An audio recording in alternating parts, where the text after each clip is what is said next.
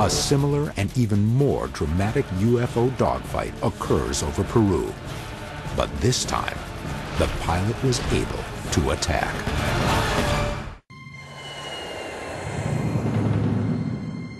On February 18, 2008, Oscar Santamaria arrives at Los Angeles International Airport from Lima, Peru. Santamaria is in Los Angeles to work with the UFO hunters to help prove the facts and events around his extraordinary case of a UFO dogfight over Peru in 1980. Soy Oscar Santamaria Huertas, oficial piloto de la... I am Oscar Santamaria Huertas, a pilot for the Peruvian Air Force, right now in retirement.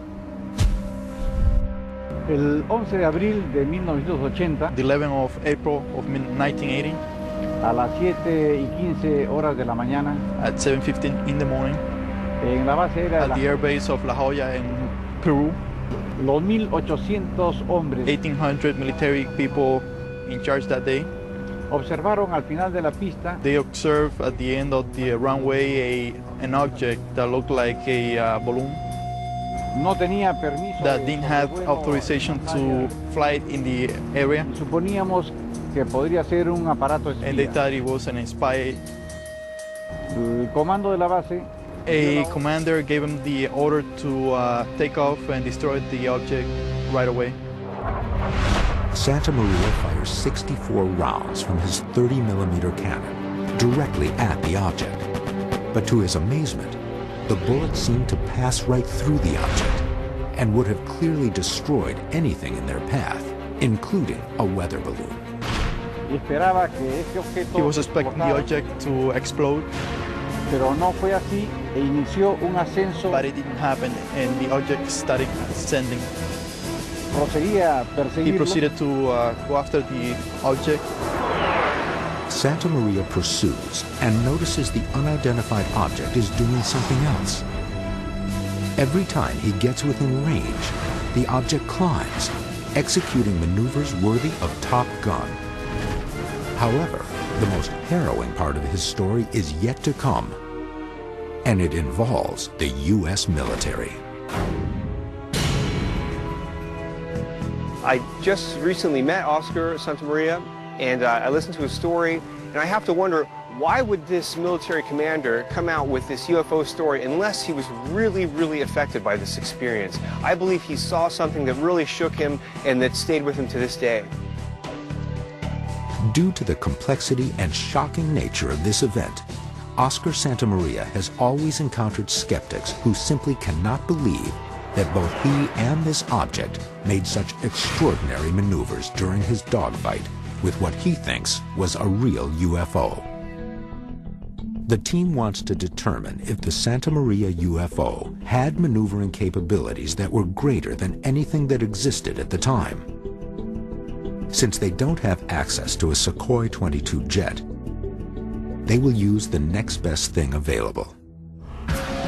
They return to Air Combat USA to take this case to the sky. The team has identified 3 key elements of this case that they want to test and demonstrate. The fact that Santamaria locked onto and fired at the UFO with no effect is incredibly impressive to the team, but difficult to test. However, 2 key aerial maneuvers can be analyzed with some accuracy in the air. First, the UFO came to a dead stop in midair. Second, from this dead stop, the UFO began a steep, fast climb. In order to give the team an accurate depiction of the events of that night, Experiments producer John Tyndall has devised a laser tracking tool with 2 lasers, one red, one green, both controlled by joysticks. The green laser represents the flight path of the UFO. The red laser represents the flight path of the jet. Together, they give a scale representation of the event. Hey, John. How you doing? Good. Comandante, aquí. What I have here is a top-down view using these laser pointers as basically a scale model of the movement of any of these UFOs and the aircraft, respectively. I can scale the movement to match the speed of the scale on the map. Where was your airfield? The red laser is indicating your aircraft, and that is traveling at around 1,000 miles an hour. Santa Maria, using the red laser, shows his position at the point of the first attack. As he got closer into the 900-meter firing position, Disparé 64 buses de he 30 fired milímetros. 64 rounds. And he knows that he hit the object, but nothing happened. It didn't explode. The object started moving away at a fast pace. En ascenso. Yes, as he moved away, he climbed at the same time. The object stopped all of a sudden. He almost hit it, so he went around his right to take a firing position. As he was getting close to the 900-meter range, he activated the post-combat. Is the afterburner? Afterburner, post-combustion. Yes, all of a sudden, the object climbed once again. The most amazing part of this story is that once he goes to afterburners, the UFO makes an evasive move straight up, and Santa Maria yanks back and starts to fly up as well, now traveling at over 1,000 miles per hour. But incredibly, the UFO stops in midair. And after he passes, the UFO follows him, accelerating from a dead stop. An impossible maneuver. So he was doing the supersonic speed, and he passed the object. The object then started climbing next to him. They're both climbing roughly vertically. Then what? At 19,000 meters, he couldn't climb no more, and he was practically floating. At 19,000 meters, just over 62,000 feet, Santa Maria began to lose control of his plane. The Su-22 has a ceiling of 60,000 feet and could no longer operate at this altitude. Without a capacity to attack one last time, he started getting back to the base. After briefing the pilots on his specific flight plan and maneuvers, Barron, Joker, Ted, and Bill Scott prepare for takeoff to demonstrate the details of this strange engagement.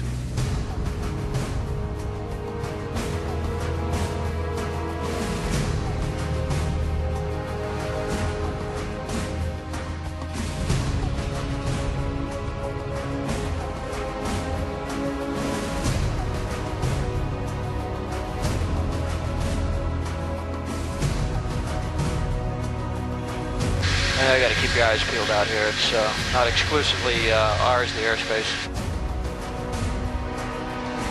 Now, the UFO hunters have fighters in the air. Coming for the attack. Guns, guns, guns. And are looking to prove this case once and for all. Like the Jafari event, Oscar Santamaria's case was discovered by the Department of Defense and Joint Chiefs of Staff, and a full report was issued, which landed on some of the most powerful desks in Washington, D.C.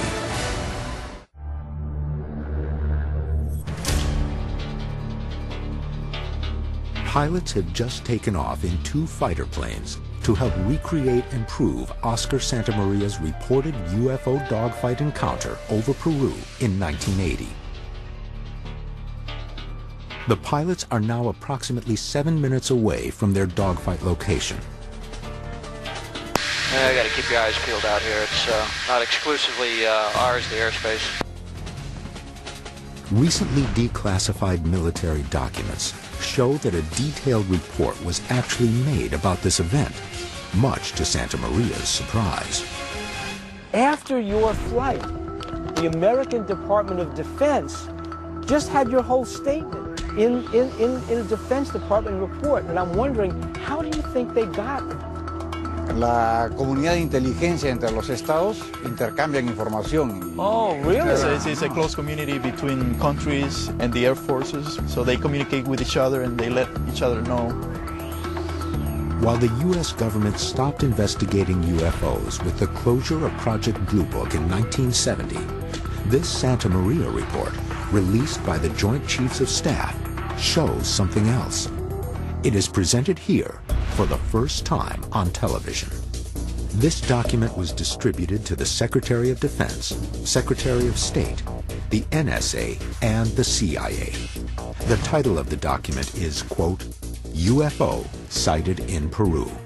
The document clearly states, quote, source is officer in the Peruvian Air Force who observed the event. The source reported, quote, a UFO was spotted near a Peruvian Air Force base in southern Peru, and the FAP tried to intercept and destroy the UFO, but without success. This event reached the highest levels of the United States Department of Defense. And remember, Peru was not an American client at the time. It was a Soviet client in the Cold War. So it reached the highest levels of our Defense Department. How? Oscar Santamaria first received a copy of this document in 2001, when the Peruvian Air Force opened up the country's first official UFO investigation. After studying dozens of cases, the Peruvian Air Force found this to be the most credible unresolved UFO case in the country's history. There is no word on what the official U.S. government's response was to this document. We're in the area, we're ready. And Joker, you have the lead. The fighter planes have reached their location. The dogfight is about to begin. Former U.S. Air Force flight test engineer Bill Scott sits in the Oscar Santamaria plane, and UFO hunter Ted Ackworth will be in the UFO plane, attempting to maneuver like the UFO. Just like Santamaria, they line up in firing position.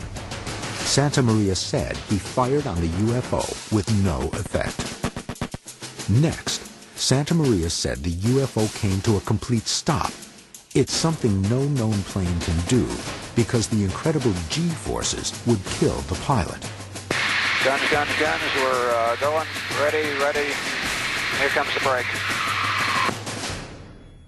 As the UFO plane hits the brakes, the Santamaria plane flies right by, having to bank in order to avoid collision.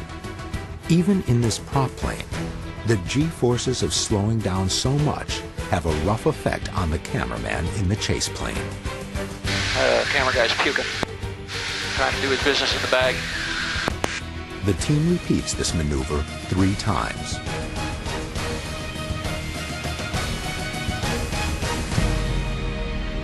In the most harrowing maneuver possibly ever attempted by a Peruvian Air Force pilot, Santamaria reached the operating ceiling of his aircraft, 62,000 feet, while being pursued by the UFO.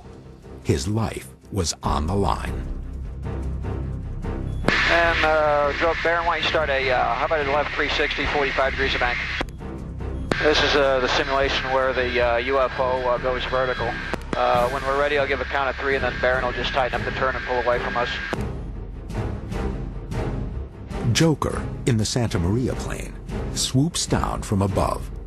The UFO evades, and Joker dives into a J pattern, climbing to nearly vertical.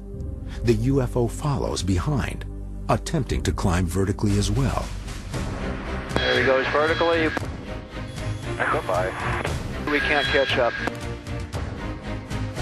What they have just shown is that there is no way a man-made craft could accelerate from a standstill to over 1,000 miles per hour at that altitude in an instant.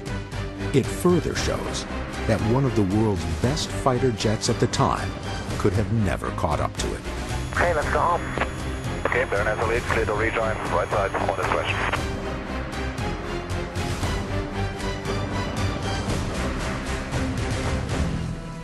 Set it up where the bogey or the UFO was here, and then we made several passes at him. Okay. Did the UFO have a chance? UFO's always got the chance, but yeah, he outmaneuvered us. And if the UFO was able to climb at the rate it did, it doesn't matter what we were flying. Sounded like the UFO was just playing with him. Yeah. Being inside the aircraft and basically attempting to copy or mimic those maneuvers, you just realize there's just no way any man-made vehicle could have performed those maneuvers that UFO did. either the colonel's lying or we had some sort of object that is totally not man-made that exceeded all known flight performance characteristics of anything that we have terrestrially. The team reconvenes in the map room to discuss the results of their test flights. The planes we just flew, there's no way they can climb vertically, not at that performance level. And there's no way you go from a standing start to that speed. How many planes are there out there that could climb supersonically vertically? There's a lot of them that can, anything with better than 1-to-1 thrust ratio. However, you don't start from a dead start. Right. You have to get a run like he did. It's the speed and the maneuverability. When you hear the story of this thing stops, goes vertical, goes to more than supersonic instantly, hovers, goes to nothing we can do, nothing we can do to match that. To actually engage a UFO for a period of 20 minutes, that's something extraordinary. You might see something for a moment or two and not be able to identify it, but be able to engage it for 20, 22 minutes, that's a totally credible situation. 2 cases, 2 credible pilots, 2 sets of official military unclassified documents that show these cases went to the highest level of the government. And what about the UFO dogfights that have not yet been reported? 2 pilots in 2 different parts of the world have engaged objects with extraordinary maneuverability, but it's not clear what. The team's work continues.